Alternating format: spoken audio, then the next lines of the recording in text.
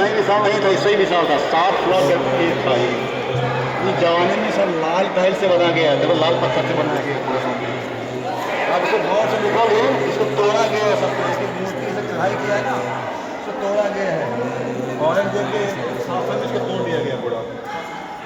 तो ये इस प्रकार से है कि जो हमारे रूप गोस्वामी पाद थे, रूप गोस्वामी पाद हैं, थे नहीं हैं, उनका एक दिन भाव बहुत उमड़ रहा था, भगवान के प्रति बहुत भाव उमड़ रहा था।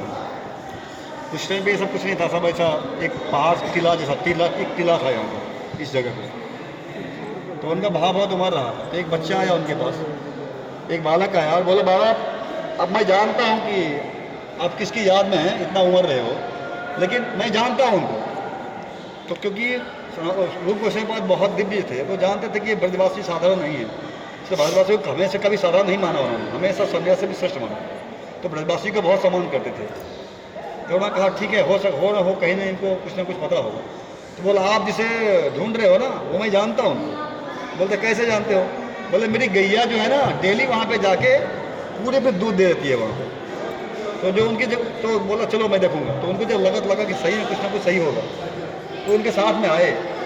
तो आए, देखा गाय जो चढ़ते चढ़ते आती थी यहाँ पर, टिला पे जब आती थी ना, टिला था एक, उसको गोमा टिला कहते हैं, है ना, गोमा टिला।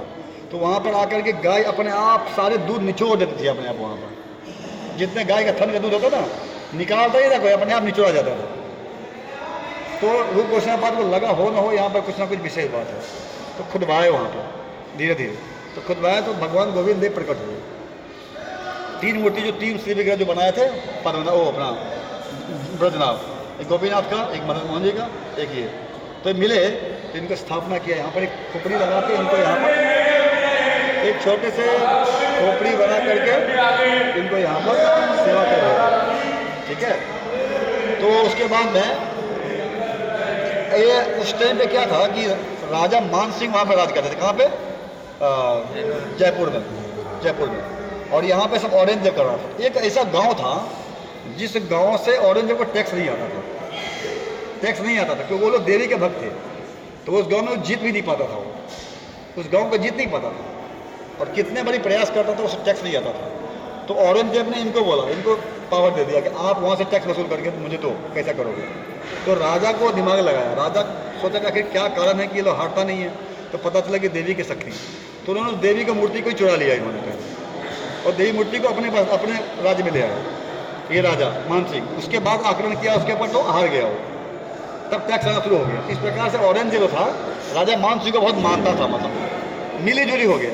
थोड़ा टैक्स तुम वसूलो, थोड़ा मैं वसूलूंगा, तुम वसूलोगे मैं जमा, ऐसा मिली जुली हो गया। तो राजा जब आए इस गांव से, उसी गांव में जब जा रहे थे, देखा उन्होंने ये रूप गोस्वामी पाद को, उन्होंने देखा यहाँ पे तो बहुत दिव्य थे, वो दर्शन किया, बहुत एकदम आनंद हो गए। तो उन्होंने सोचा कि मैं हो ना हो यहाँ पे कुछ करूँगा। मैं जब वापस जब आऊँगा, जब मेरा कार्य पूरा हो जाएगा, तब मैं वापस आऊँगा तो मंदिर बनाऊँगा यहाँ पे।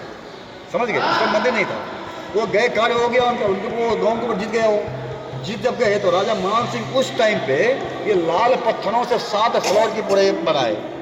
उस टाइम पे 7 फ्लोर की बनाए, और जब बन के रेडी हो गया तो बहुत विशाल था। फिर बहुत भव्य तरीके से इसमें गोविंद देव का सेवा होता था, और सेवा होता था तो बहुत नित्य भागवत क्लास चलता था। जैसे मंदिर में कैसा होता है, भागवत क्लास चलता है, तब मान लो भागवत क्लास होता था तो किसी को श्लोक अगर मान लो भूल गया, तो श्लोक लाइन चलता है ना, आज ये श्लोक हुआ, कल ये श्लोक हुआ, तो अगर कोई श्लोक भूल गया तो विग्रह कहते थे गोविंद देव कि ये श्लोक बाकी, ये श्लोक आज होगा।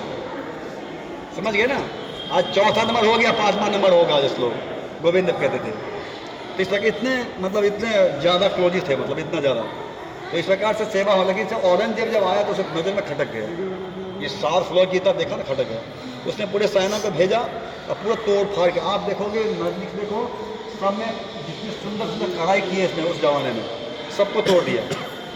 4 फ्लोर के ऊपर तोड़ दिया। जब तोड़ने लगा, जब 2 फ्लोर बचा ना, तो क्या कि औरंगजेब सोचा मैं सबको तोड़ दूँ। लेकिन जब 2 फ्लोर, हनुमान जी जो है ना इसको रक्षा कर रहे हैं, हनुमान जी उसको ले करके फेंकने लगे सबको, तो मरने लगा कई उसके सेना मर गए। तो लोग कहता था कि लगता है भूत भीत रहता है यहाँ पर, जो जाता है मर जाता है। तो भूत के डर से वो लोग इतना ही पे छोड़ दिए। हनुमान जी थे यहाँ पर रक्षा कर रहे थे, रक्षा करने के लिए। उसको लगता था कोई भूत है जो ऐसा उठा के फेंक दे रहा है, ऐसा फेंक देते थे सीधा, तो मर जाता था। तो डर के मारे यहाँ पर कोई आना बंद कर दिया, जितना जो पूरा था उतना ही रह गया। उसके बाद भगवान गोविंद देव जो है, जब पुजारी को पता चलता था कि आक्रमण होने वाला है, तो रातों रात विग्रह को लेकर के जयपुर में शिफ्ट कर देते थे, है ना।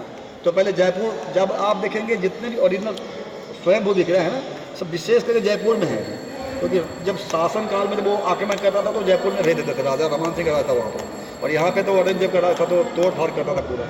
तो सारे वो जो विग्रह हैं जो गोविंद देव, वही जयपुर में हैं।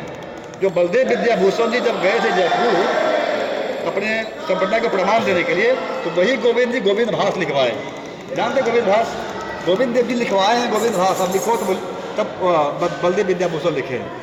जब संप्रदाय को परीक्षा देने की बात आई कि आपका संप्रदाय प्रामाणिक है या नहीं है, तो प्रमाण दो, तो बहुत सारे प्रश्न उत्तर हुआ सारे संप्रदाय के बीच में, रामानुज संप्रदाय से अलग संप्रदाय है। तो बोला आपके संप्रदाय के भाष नहीं है, जैसे सूत्र का भाष वेदांत सूत्र का भाष होता है ना, श्री संप्रदाय का श्री भाष है ना, तो ऐसा आपका भाष नहीं है।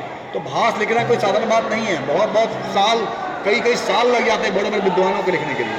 तो बोले भाष मैं कैसे प्रमाण करूँ? तो गोविंद देव के पास गए बलदेव विद्याभूषण, बोले मैं क्या करूँ? तो गोविंद देव जी बोले आप चिंता मत करो, मैं आपको लिखाते जाओ, आप लिखते जाओ।